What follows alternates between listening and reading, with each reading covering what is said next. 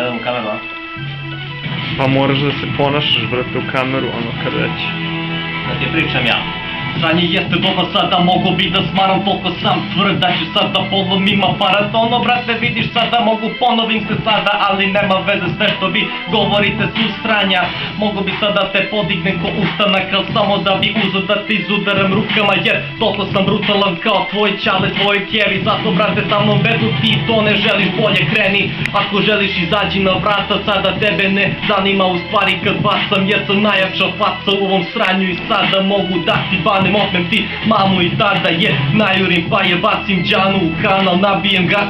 gdje god mogu sada, brate, vidiš kako sam pocepao strofu, web to može onako potpuno, jer je okrutno, mogu čak i bolje to, mogu koga ko može ovako da dobro roka, pusa skoro stoka, nije mi potrebna čak ni olovka ovakvih slogova, jer sam tip, mogo sam i dalje da bacim na bilo koji bit, ali ovaj je energičan, da ti tome ne pričam, tu sam veliki poput moja dva čelična testisa, a imam čak i 3 penisa, zato sad vidiš zašto se ti nerviraš i sestrica tvoja prepoznaje mene, zato prepozna me kao to je taj reper koji je bolestan, jel te uvek pocepa šeme i plus dođe ovde ko klošar pojede smeće, jer smeće je na vini, pa se nekad čini da mogu da budem na vašoj, ali nisam tu, jer brate možda kažeš ti da je nisam cool, ali čak i Lazi Lazareviću ne kažu da nisam lud, zato sada tu dobijem dijagnozu svakog MC-a, mogu da pokupim i na strofu, mogu sada da ga zovem ja na fit, ali kad god bacim ja to razvalim, ajde raspravim.